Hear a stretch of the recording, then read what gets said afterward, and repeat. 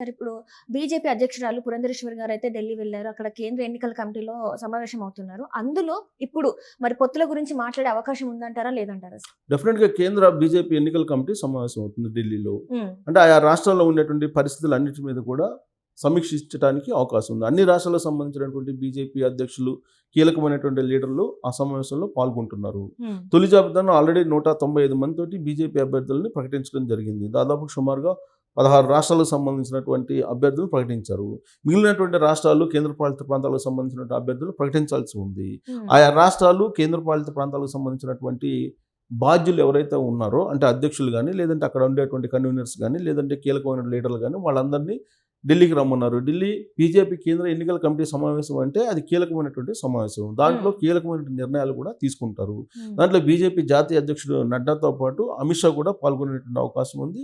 అలాగే నరేంద్ర మోడీ కూడా పార్టిసిపేట్ అవుతారు. సో ఫైనల్ జాబితాను అనౌన్స్ చేయడానికి ఈ కేంద్ర ఎన్నికల కమిటీ సమావేశం అయిందని చెప్పి అనుకోవాలి బీజేపీది. సో ఆయా రాష్ట్రాల్లో ఎన్డీఏ కూటమిలోకి ఏ పార్టీలు రాబోతూ ఉన్నాయి, ఏ పార్టీలతో పొత్తు పెట్టుకోవాలి అనేటువంటి అంశం మీద కూడా అక్కడ నిర్ణయం తీసుకునేదానికి అవకాశం ఉంది. బీజేపీ కేంద్ర ఎన్నికల కమిటీ సమావేశం అంటేనే ఆయా రాష్ట్రాల్లో ఎన్డీఏలో భాగస్వామ్యం కావడానికి ఏ పార్టీలు సిద్ధంగా ఉన్నాయి, ఏ పార్టీలతో పొత్తు పెట్టుకోవాలి అనే దాని మీద ఒక నిర్ణయం తీసుకున్న తర్వాత అభ్యర్థులను ప్రకటిస్తారు. సో అది ఎజెండా. సో ఆ అజెండాలో భాగంగా సరే దేశంలో ఏ రాష్ట్రాల్లో పరిస్థితులు ఎలా ఉన్నా ఆంధ్రప్రదేశ్లో ఉండేటువంటి పరిస్థితి ఏంటి అనే దాని మీద మనం విశ్లేషణ కనుక తీసుకుంటే, ఆంధ్రప్రదేశ్కి సంబంధించి బీజేపీ అధ్యక్షురాలుగా ఉన్నటువంటి పురంధరేశ్వరి గత కొంతకాలంగా కూడా ఆమె ఆంధ్రప్రదేశ్లో ఉండేటువంటి పరిపాలన ఏ విధంగా ఉంది, అలాగే ప్రజా వ్యతిరేక విధానాలు ఏ విధంగా ఉన్నాయి అనే దాని మీద ఆమె ఒక పోరాటం చేస్తూ ఉన్నారు. దాంట్లో ప్రధానంగా ఏంటంటే లిక్కర్ స్కామ్కి సంబంధించి కానీ, ఇసుకు సంబంధించి కానీ దీని మీద ఆమె పెద్ద ఎత్తున ఉద్యమాలు కూడా చేశారు. సో ప్రజాకంటక పాలన జరుగుతోంది ఆంధ్రప్రదేశ్లో. జగన్మోహన్ రెడ్డిని గద్దె దింపాలి, ఆంధ్రప్రదేశ్ రాజధాని అమరావతిని కూని చేసేశారు, అమరావతిని రాజధానిగా లేకుండా చేస్తూ ఉన్నారు అనేటువంటి నినాదాన్ని వినిపిస్తూ ఆమె ప్రజా పోరాటాలు చేశారు. ప్లస్ బీజేపీ జాతీయ నాయకులు కూడా రాజధాని అమరావతి ఆంధ్రప్రదేశ్కి అనేటువంటి విషయాన్ని చెప్పారు. ఇటీవల కూడా అమిత్ షా చెప్పారు, అలాగే ప్రధానమంత్రి గతంలోనే చెప్పారు, బీజేపీ లీడర్ అందరూ కూడా చెప్తూ ఉన్నారు. సో కాబట్టి ఇప్పుడు జగన్మోహన్ రెడ్డిని దింపకపోతే రాబోయేటువంటి రోజుల్లో బీజేపీ కూడా నష్టం జరుగుతుంది అనేది ఒకటి. రెండు ఏంటంటే ఆంధ్రప్రదేశ్లో బీజేపీ బలం నామినల్, పెద్దగా బలం లేదు. 100 కన్నా తక్కువ పర్సెంటేజ్ ఓట్ బ్యాంక్ మాత్రమే ఉంది. అలాంటి చోట బలమైనటువంటి ప్రాంతీయ పార్టీతోటి పొత్తు పెట్టుకోవాలి. పొత్తు పెట్టుకోవాలంటే ఎవరితో పెట్టుకోవాలి? గతంలో ఎన్డీఏలో భాగస్వామిగా ఉన్నటువంటి తెలుగుదేశం పార్టీ తోటి పెట్టుకుని సక్సెస్ అయినటువంటి సందర్భాలు అనేకం ఉన్నాయి ఆంధ్రప్రదేశ్లో బీజేపీ. కాబట్టి ఈసారి కూడా తెలుగుదేశం పార్టీ జనసేన తోటి పొత్తు పెట్టుకొని వెళితేనే బీజేపీకి ఎంతో కొంత ఆంధ్రప్రదేశ్లో మేలు జరుగుతుంది. ప్లస్ ఎంపీ అభ్యర్థులు కూడా గెలిచేటువంటి అవకాశం ఉంది. ఆ విషయం ఆంధ్రప్రదేశ్ సంబంధించి బీజేపీ అధ్యక్షురాలు పురంధరేశ్వరికి బాగా తెలుసు. సో పురంధరేశ్వరి ఫీడ్బ్యాక్ డెఫినెట్గా కేంద్ర ఎన్నికల కమిటీ సమావేశంలో ఇస్తారు. ఆంధ్రప్రదేశ్లో ఉండేటువంటి పరిస్థితి ఏంటి అనే దాని మీద. ఇప్పుడు ఆల్రెడీ పొత్తు అనేది దాదాపుగా కన్ఫర్మ్ అయిపోయింది. అయితే సీట్ల షేరింగ్ విషయంలో ఏం చేయాలి అనే దాని మీద కూడా ఆ సమావేశంలో చర్చించేటువంటి అవకాశం ఉంది. ఇప్పుడు అటు బీజేపీకి ఇటు తెలుగుదేశం పార్టీకి మధ్య ఈ సీట్ల షేరింగ్ విషయంలో కొంత తడబాటు ఉంది అని చెప్పి అనుకుంటున్నారు. తర్జన భజన పడుతున్నారు గత నెల రోజుల నుంచి అని. 4 ఎంపీ స్థానాలు కావాలని చెప్పి బీజేపీ అడుగుతుందని, 6 ఎమ్మెల్యే స్థానాలకి పరిమితం చేయాలని చెప్పి, ఎమ్మెల్యే స్థానాలకు వచ్చేటప్పటికి బీజేపీని పరిమితం చేయాలనేది తెలుగుదేశం పార్టీ అనుకుంటుందని చెప్పి తెలుస్తుంది. కనీసం 4 ఎంపీ స్థానాలు ఇవ్వాలని చెప్పేసి బీజేపీ పట్టుబడుతుంది. 4 కాదు 3 తీసుకోండి అని చెప్పి చెప్తుందని చెప్పి తెలుగుదేశం పార్టీ 3కి మాత్రం పరిమితం చేస్తుంది. 3 ఎంపీలు అలాగే 6 ఎమ్మెల్యేలు అనేది చెప్తున్నారు అని చెప్పి చెప్తున్నారు. సో దీనికి సంబంధించి ఒక నిర్ణయానికి వచ్చే అవకాశం ఉంది. ఒక సీటు అటో ఇటో ఒక నిర్ణయానికి వచ్చేటువంటి అవకాశం ఉంది. అది కూడా కేంద్ర బీజేపీ ఎన్నికల కమిటీ సమావేశంలోనే ఒక నిర్ణయం రాబోతుంది అని చెప్పి తెలుస్తుంది. దానికి సంబంధించి బీజేపీకి సంబంధించిన ఆంధ్రప్రదేశ్ అధ్యక్షురాలు పురంధరేశ్వరి దానికి కావాల్సినటువంటి మొత్తం ఇన్ఫర్మేషన్ మొత్తాన్ని కూడా తీసుకెళ్లి ప్రజెంట్ చేయడానికి ఢిల్లీ వెళ్ళారు. సో ఢిల్లీలో ఆమె ఎలాంటి ప్రజెంటేషన్ చేస్తారు? ఒకవేళ పొత్తుకు వెళ్ళకపోతే ఇండివిజువల్గా వెళ్ళాలి. ఇండివిజువల్గా వెళ్ళాలంటే కనుక ఆల్రెడీ జనసేన పొత్తు ఉంది ఇప్పటికే బీజేపీ తోటి. బీజేపీ ఢిల్లీతో పొత్తున్నా అని చెప్తున్నాడు అవును. ఎవరు, పవన్ పవన్ కళ్యాణ్. కళ్యాణ్. రాష్ట్రంలోనేమో తెలుగుదేశం పార్టీతో తెలుగుదేశం పార్టీ. పొత్తున్నారు. ఉమ్. సో ఇప్పుడు జనసేన బయటకు వస్తుందా తెలుగుదేశం పార్టీని వదిలిపెట్టి అంటే వచ్చేటువంటి అవకాశం లేదు. ఉమ్. కాబట్టి ఒకవేళ బీజేపీ కనుక ఎన్నికలకు వెళ్ళాలంటే సింగిల్ గా వెళ్ళాలి. ఉమ్. సింగిల్ గా వెళ్ళినా ఒకటే, వెళ్ళకపోయినా ఒకటే. అంటే మొన్న పురంధరేశ్వరి గారు కూడా చెప్పారు కదా సార్, ఒకవేళ పొత్తు ఉంటే అని చెప్పేసి తను మాట్లాడడం జరిగింది. అండ్ ఇంతవరకు ఇంకా పొత్తు అనేది కన్ఫర్మ్ అయితే మనకు చేయలేదు, ఇంకా ఆలోచిస్తూనే ఉన్నారు. సో ఇప్పుడు బీజేపీ కేంద్ర ఎన్నికల కమిటీలు కూడా దీని మీదనే చర్చిస్తారు. ఏం చర్చిస్తారు? పొత్తు పెట్టుకుంటే బెనిఫిటా, పొత్తు లేకపోతే బెనిఫిటా, ఒకవేళ పొత్తు లేకపోతే కనుక తెలుగుదేశం పార్టీతో ఎలా వ్యవహరించాలి, దీని మీదనే చర్చిస్తారు. దీని మీద చర్చించినప్పుడు వచ్చేటువంటి ఫైనల్ అవుట్పుట్ ఏంటి?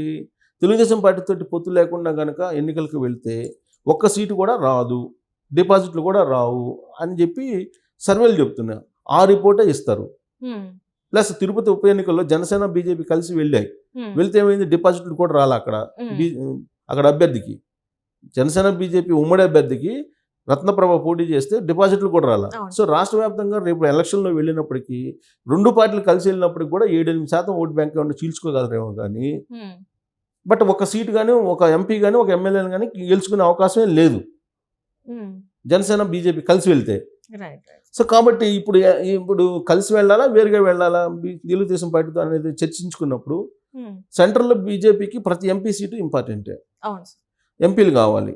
కనీసం దక్షిణ భారతదేశంలో ఎక్కడ ఇప్పుడు తమిళనాడులో కనిపించట్లేదు, ఆంధ్రప్రదేశ్లో కనిపించట్లేదు, కేరళలో కనిపించట్లేదు. కనిపిస్తుందల్లా ఎక్కడ తెలంగాణలో, కొద్దిగా గొప్ప కర్ణాటకలో కనిపిస్తున్నాయి వాళ్ళకి. సో మరి 3 రాష్ట్రాలను వదులుకుంటాయా? తమిళనాడు, ఆంధ్రప్రదేశ్, కేరళ 3 రాష్ట్రాలు వదులుకుంటాయా? అవకాశం ఉన్నటువంటి ఆంధ్రప్రదేశ్ని ఎందుకు వదులుకోవాలనుకుంటుంది బీజేపీ? భక్తు రాజకీయాలు చేస్తాడు నరేంద్ర మోడీ, అమిత్ షా. కాబట్టి ఆంధ్రప్రదేశ్లో 2-3 వచ్చినా చాలు కదా నాకు, ఏమీ లేని చోట 2-3 వస్తే అంతకన్నా కావాల్సింది. ప్లస్ ఎన్డీఏలో కూటమిగా తెలుగుదేశం పార్టీ మారితే ఎన్డీఏ కూటమికి బలం వస్తుంది కదా, దాని ఇంపాక్ట్ జాతీయ స్థాయిలో కూడా ఉంటుంది కదా. ఈ కోణం నుంచి ఆలోచిస్తారు ఎవరైనా రాజకీయ నాయకులు. కాబట్టి పొత్తుని వద్దు అనుకొని బీజేపీ అనుకునే ప్రసక్తే లేదు. వద్దు అనుకున్నందువల్ల నష్టపోయేది ఎవరంటే బీజేపీ. బీజేపీ నష్టపోతుంది, తెలుగుదేశం పార్టీకి వచ్చే నష్టం ఏం లేదు. సో కాబట్టి ఇంతకాలం జాప్యం ఎందుకు చేస్తున్నారంటే వీళ్ళనంతా ఎక్కువ సీట్లు తీసుకోవడానికి ఒక పొలిటికల్ డ్రామా ఆడుతున్నారు, అంతకుమించి ఏం లేదు. లేదంటే తెలుగుదేశం పార్టీ కాదనుకుందంటే బీజేపీ ఏముంది అసలు ఆంధ్రప్రదేశ్లో? జనసేన ఏముంది? జనసేన బీజేపీ కలిసి వెళ్తున్నాయి అనుకుంటే వాళ్ళు చేసే పని ఏంది? 6-7% ఓటు బ్యాంక్ చీల్చుకుంటారు, అంతకుమించి చేసేది ఏం లేదు. అంతకుమించి ఏమి చేయలేరు ఆ రెండు పార్టీలు, చేసే అవకాశం ఏం లేదు. సర్వేలు చెప్తున్నాయి, మనం కాదు, సర్వేలు చెప్తున్నాయి. కాబట్టి ఇప్పుడున్నటువంటి పరిస్థితుల్లో బీజేపీ కానీ జనసేన కానీ తెలుగుదేశం పార్టీ లేకుండా వెళ్తే జనసేనకి ఏమో అసలు పార్టీ గుర్తింపబోతుంది, బీజేపీకి డిపాజిట్లు కూడా రావు. సో ఒక ఎంపీ కూడా వచ్చే అవకాశం లేదు. కాబట్టి ఇప్పుడు అనివార్యంగా తెలుగుదేశం పార్టీతో పొత్తు పెట్టుకోవాల్సింది ఆ రెండు పార్టీలు. కాకపోతే సీట్ల షేరింగ్ విషయంలో తర్జన పడుతున్నారు, చివరి వరకు దాన్ని నడిపారు. ఇవాళ కేంద్ర బీజేపీ ఎన్నికల కమిటీ సమావేశం అవుతుంది కాబట్టి పురంధరేశ్వరి అక్కడికి వెళ్ళారు కాబట్టి వాస్తవ పరిస్థితులు కూడా ఆవిడ చెప్తారు. ఇప్పటికే ఆవిడ ఏం చేశారు, ఒకవేళ ఇండివిజువల్గా వెళ్ళాలనుకుంటే బీజేపీ పెద్దలు వద్దనుకుంటే తెలుగుదేశం పార్టీతోటి ఆయా కాన్స్టిట్యున్సీల్లో ఆల్రెడీ అసెంబ్లీకి సంబంధించి 3 పేర్లు, లోక్సభకు సంబంధించి ఇద్దరు పేర్లు తీసుకెళ్లారు. ఆవిడ తీసుకెళ్ళి వాళ్ళ ముందు ప్రజెంట్ చేస్తారు. ప్రజెంట్ చేసి ఆప్షన్ 1 పొత్తు పెట్టుకుంటే ఎలా ఉంటుంది, ఆప్షన్ 2 ఒంటరిగా వెళ్తే ఎలా ఉంటుంది, ఆప్షన్ 3 జనసేన బీజేపీతో కలిసి వెళ్తే ఎలా ఉంటుంది, ఈ 3 ఆవిడ ప్రతిపాదించినప్పుడు ఏ ఆప్షన్ తీసుకున్నా వాళ్ళకి నష్టమే, ఒక ఆప్షన్ తప్ప, తెలుగుదేశం పార్టీతో కలిసి వెళ్తే తప్ప మిగిలిన 2 ఆప్షన్లు కూడా ఎలాంటి ఫలితాన్ని వాళ్ళకి ఇవ్వవు. సో కాబట్టి తెలుగుదేశం పార్టీతో కలిసి వెళ్ళడానికి సిద్ధపడతారు. ఇవాళ ఫైనల్ అవుతుంది, పొత్తు అనేది ఫైనల్ అవుతుంది, సీట్ల షేరింగ్ కూడా ఫైనల్ అయ్యే అవకాశం ఉంది ఇవాళ. సో కాబట్టి సీట్ల షేరింగ్ కూడా ఫైనల్ అవుతుంది. రేపు అఫీషియల్గా అనౌన్స్మెంట్ వచ్చే అవకాశం ఉంది. ఇవాళ సాయంత్రం వరకు కేంద్ర బీజేపీ ఎన్నికల కమిటీ సమావేశం ఢిల్లీలో జరుగుతుంది కాబట్టి దీనికి ఇవాళ సాయంత్రానికి ఒక కొలిక్కి వస్తుంది. అఫీషియల్గా 7వ తారీఖున ఒక ప్రకటన అయితే ఉంటుంది నడ్డా ద్వారా అనేది, లేదంటే బీజేపీ ఏపీ అధ్యక్షురాలు పురంధరేశ్వరి అయినా చెప్తారు. ఒక స్పష్టత వచ్చాడు సీట్ల షేరింగ్ విషయంలో, పొత్తు విషయంలో కాదు, ఎట్టి పరిస్థితుల్లో పొత్తు ఉంటుంది. సీట్ల షేరింగ్ విషయంలో మాత్రం క్లారిటీ రావాల్సి ఉంది, అది కూడా వచ్చే అవకాశం ఉంది ఇవాళ రేపట్లో. Right. Thank you so much sir.